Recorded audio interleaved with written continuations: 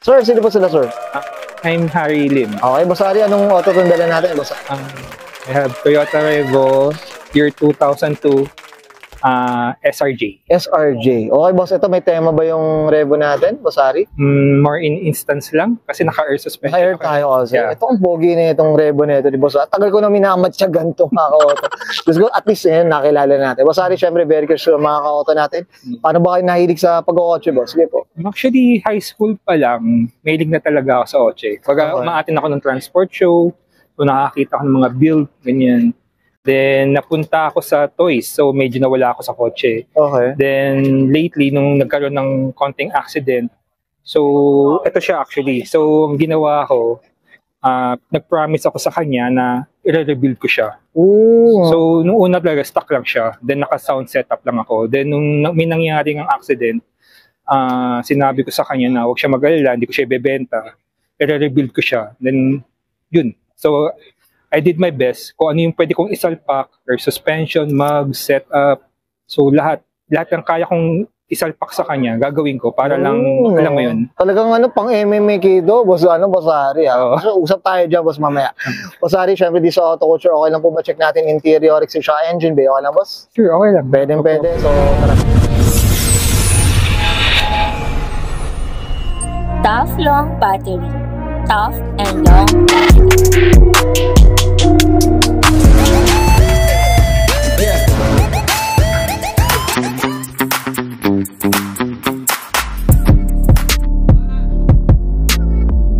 Okay, usapang interior tayo, Boss Harry. Ano meron dito, Boss? Sige po. Bali, right now, kakapalit ko lang ng steering wheel ng Momo. Then, shift knob, Momo din. Then, yung pedals ko, kakapalit ko lang din. Kalimutan ko yung brand. Oo. Yeah, pero ano siya, urig siya. Pag nagandahan talaga ako, kaya pinag... Hindi, maganda yung design, Boss. No? Minimalist lang. Minimalist. Yeah, then ang car stereo ko, 2D na Pioneer from Toyota Fortuner. So, sa ngayon, sa interior, ito pa lang, tsaka yung sound setup. Sounds, okay. Ito yung ito ba, Boss, nagpapasakay ka dito, Boss Harry? Mukhang bawal sumakay daw, mga kot. Dapat nakaligo daw. Okay, anli, puting-puti, Okay, Boss, ito, okay lang ba? Check natin yung mga sounds. Okay lang ba? So, tara, punta tayo sa likod. Okay, sa panglikod tayo, Boss Harry, ano meron dito, Boss? Bali, medyo old na yung setup ko. So, I have 2 Rockford na P2, then Lancer na amp. And ito naman, temporary lang kasi nasira yung kicker ko na amp dati. So, hindi magawa. So, temporary. Ito lang yung extra amp ko. So, siya muna ginamit ko para lang mapagana yung sub. Pero eventually, papalitan din naman, mag-upgrade din naman. Tsaka guys, yung branding nito ni Boss Harry, Rockford to, mga ka-auto. Panahon namin. Diyos ko, nagkakaintindihan. Ayan, mga ka-auto. Okay, tapos ito yung air, no? Yeah, ayan yung tangke ng air. Okay, Customized fit. Boss, ito, curious lang ako. Yung ginawa yung tangke niya, Boss, tapos yung sounds, talagang ganito mo pinadesign na nakatayo ba? Actually, hindi. Ang design talaga nito, itong dalawang box, nakatumba siya. Then, nung binigay ko na kay Sir Kenneth ng customized fit, sinagulat ako sa ginawa nila. Baga, ako pa lang yung nakikita ko naka-vertical yung tangke. Naka-vertical no? The rest talaga makikita mo naka-horizontal, nakalapag sa sahig. Pero yung sa akin, ginawa nila naka-vertical. Naka-vertical, mga ka-auto Yan, doon ako natuwa. Kung ba unique, honestly ako mga ka-auto. Ngayon lang din ako nakita na nakatayo yung bote. Yun yung mga dyan. Yan, ang linis mga ka-auto. Ganda. Well said. Boss Harry, okay na tayo sa likod. Check natin labas naman. Okay na? Okay, sige. Tara. Okay, usapang exterior tayo, Boss Harry. Ano meron dito, Boss? Sige po. Right now, nagkabit ako ng Instance Pilipinas sa plate frame. Okay. Yun lang. The rest naman, puro stock naman yan. Yung headlight, LED, yun lang. Mostly, malinis lang din talaga. Ayoko nang masyadong mabusisi. Maraming burlolo, Boss, no? So, Boss, tigadi sa natin, sa grill natin, stock na to, Boss. Yan. Pogi, no? Hindi talaga ako mahilig masyado magpapapalit ng mga design. Kumbaga yung OE talaga na. OEM lang talaga. Baga simple lang. Simple lang. Boss, ito regarding sa kulay natin, anong kwento natin, Boss Harry? Sa kulay, actually, dati naman blue din siya, pero Okay. two-tone, yung original color ng ng Revo. Okay. Ngayon, nung nakita ko yung blue ng Avanza, sabi ko, tsaka ng Subaru, sabi ko medyo trip ko, sabi ko. Kaya nung nagpa-paint ako, pinag-isipan ko talaga mabuti kung ibabalik ko ba sa stock or magpipaint ako ng iba. Oo. Which nakapag-decide ako, try ko mag-paint ng iba. Na iba naman, no? Oo, baga, At saka i-modify unique, ko boss, siya. ha? Sa Revo. Ayon si mga ka-auto, kaya natin gusto makilala to si Boss Harry. Actually, yung Revo nito talagang umiibabaw, eh. Diba? Yung mga ka-auto, talagang papansinin mo. Tsaka napakaganda ng mag-spa yung mga ka-auto. Boss, ito, usapang mags tayo, suspension, anong kwento naman natin? Sige po. Sa mugs, yung design na yan talaga yung hinahanap ko dati pa. Yan yung nai-imagine ko na mugs ng Revo ko pag nagpa-paint ako ng ganyang color blue. Baga inspired kasi yan doon sa ginawa ng brother ko doon sa Lancer niya dati na pizza pie na tinatawag. Okay. Baga ganyan yung format. Kaya sabi ko, Ginato rin yung... ganyan din yung gusto kong kalabasan sa Revo. Pero yung mugs, gusto ko parang BBS. Oh. Pero eto nakuha ko to kay Sir Kenneth ng Custom Misfit, size 19, Advanced Sienna Gen 2. So, sabi nung sinabi sa akin ni Sir Kenneth na meron siya, hindi ko talaga pinakawan. Sabi ko, kunin ko, sabi ko, no matter what, sana makuha ko. Oo nga. Hopefully, sa ganung sobrang bait ni Sir Kenneth, nakuha ko talaga siya. Binigay niya sa akin. Kaya very thankful ako kay Sir Kenneth. Yan. Up tayo dyan. Sana naman. Sana.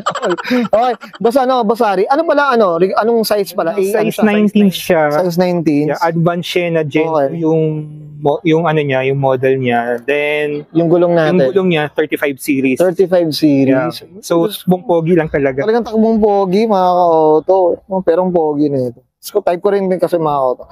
Okay, boss, ito, regarding sa mga salamin natin, ano ba? Tinted, tintless, anong kwento, boss? Bali, ito, original naman lahat. Wala pa naman nababasag. Okay. Yun nga, although pinatanggal ko lang yung tint. So, no tint yan. No tint yan. Talagang 90s na 90s ang mag-guide talaga kami na ito ni Boss Harry. Okay. Ganyan yung formahan dati. Ito lang. No tint, tapos white seat cover. Lower, tapos na. Ito naman sa spring, okay na yun. Okay, ganda mga auto. Linis. Ayun. Okay, boss, dito sa likod, ano meron dito, boss? Sige po. Ano meron? Stock lang din. Actually, wala naman akong binago. Okay. Baga, nagkabit lang ako ng Van Culture na plate frame. Support lang kay Sir Hero. Hero, boss. Support lang sa group niya. So, that's it. Up tayo dyan. Kaya pagka makita mo yung taillight ko, original din yung taillight. Oo nga, yung red white, boss, no? Yan yung original niya. Yung original pa. Best. Boss, okay na tayo sa sa labas. Check natin makina. Okay lang? Okay. Okay, usapang makina tayo, Boss Harry, ano meron dito, boss? Sige po. Right now, wala naman. Ito lang, yung sa Custom Misfit na air suspension na control. Okay. The rest, wala. Stock lang. Stock lang din daw. Boss, ito, anong displacement pala ng makina natin, Boss Harry? 1.87 KE. Yan yung code niya. Yeah, boss. yung makina. Ito, boss, regarding consumption tsaka maintenance, boss, kamusta naman siya, Boss Harry? Maintenance ko, change oil lang eh. Change oil, check yung mga brake fluid, mga power steering. So far, good naman siya. Kasi every 5,000 man nag-change oil ako eh. So, alaga ko naman siya. Medyo madumi lang, pero alaga naman. Ano siya? Kumbaga, tsaka ito, nabanggit mo, Boss Harry, talagang malayuan, tama ba ako? Oh, everyday ang biyahe ko from Cubao to May Kawayan, Bulacan. Pang daily ko siya. Pang daily, sa work. Bali sa work ko siya ginagamit, pang daily. Pogi lang. Takbong pogi nun din. Pero talagang hindi ka iiwan sa ere, boss. Hindi. Diba? Ito, pag konting tapa ko, sisipa talaga to. Sa lakas ng makina. Gusto, mga auto. Iba rin talaga pag Toyota rin, boss Harry. Malakas. Saka sa pyesa, wala kang problema. Wala kang problema. Marami kang mabibilihan. Yan, well said. Boss Harry, okay na tayo dito, boss? Okay. Ngayon, guys, nakita natin interior, siya engine bay. Siyempre, usapang Revo tayo dito ka, Boss Harry. Boss Harry, shout out na tayo, boss. Sige po, Shout out lang sa wife ko, kay Sheila, sa support. Sa anak ko, kay Matthew, tsaka kay Nicole. Thank you sa pag-intindi. Mga hobby ko. Then, shoutout naman sa mga nag-build ng sasakyan ko. Una-una, Sir Kenneth, Custom Misfit. Maraming salamat. Then, kay Sir EB ng Hybrid Automotive Solution. Maraming salamat din. Fitment. Then, sa group, Toyota Rivals Owners Club, Toyota Rivals Nation, maraming thank you sa inyo, AUB Pinas, and especially sa Instance Pilipinas, kay Sir Kevin. Talagang solid ako sa group nila. Siya talaga yung sinusupport namin lagi. And pati sa iba, talaga na Euro inspired. First time ko actually umattend dito. Sabi ko gusto ko lang din mag-support sa kanila kasi nakita ko naman maayos naman yung group. Yun, no? Yung van culture, sa ngayon hindi pa ako nakaka-attend sa meet nila, pero alam naman ni Sir Hero na lagi ako nakasupported sa van culture. Abang-abang lang tayo dyan. Abang ako sa meet mo, Sir Hero. For sure, attend na ako dyan. So napakabait na tao yan, boss. Up tayo dyan, boy, Boss Hero. Boss, okay na, Boss Harry? Yeah. Sa mga media, maraming thank you. Hindi ko na kayo isa-isahin, sobrang dami ninyo. Pero very thankful talaga ako sa ginagawa niyong pagpitik sa sasakyan ko. Maraming salamat. God bless. Yan, well said. Boss Harry, okay na ba? Okay na. Okay, sige, subayin ka na. Sir Harry Lim, pasok kayo ng 2002, usapang Toyota Revo, usapang SRJ variant, usapang stance, and this is Culture.